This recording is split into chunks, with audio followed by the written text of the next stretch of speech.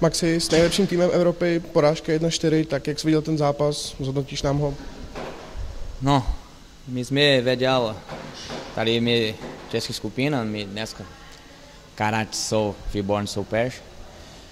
My první poločas, my trochu, nevím, trochu na dolu náš futsal, ale proto my jsme chyba. I když hrát proti soupeři jako Karate, nemůžeme chyba, protože když chyba, oni dal gol 100%. Druhý poločas my trochu mluvím na šatna, náš trenér říkal, co musím trochu nahoru, motivace.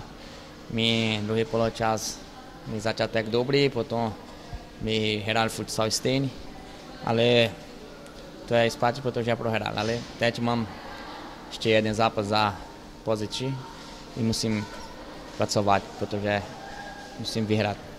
Jak hodnotíš vaši hru v powerplay? Strávil jste docela dlouho času, tak vy, Chrudim, jak ji hodnotíš?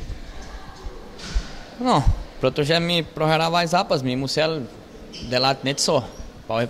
My zkusím powerplay, hodně situace, ale ne, my hodně skončím na braně, ale nedáš gol, on je tak dobrý obrana. Potom mi dáme gol bez powerplay. Ale to je futsal, když on je dobře obrana, my skončili hodně šut na braně, ale dneska málo štěstí. Teď vás čeká den volna a potom zápas proti Jugorsk. Jak těžký bude najít motivaci na ten poslední zápas? No, motivace jsou, každý hráč má svoje motivace. My jsme tady hráli Liga mistrů. Já myslím, že tady mám 16 hráčů, naopak. Já myslím, má všechno hrát na světě, chce hrát Elite Liga mistrů. Protože jsou pěkný futsal, pěkný hala, fanoušci jsou dobrý. To je náš motivace. I taky my hrajeme vždycky, musím vyhrát vždycky. My budeme hrát proti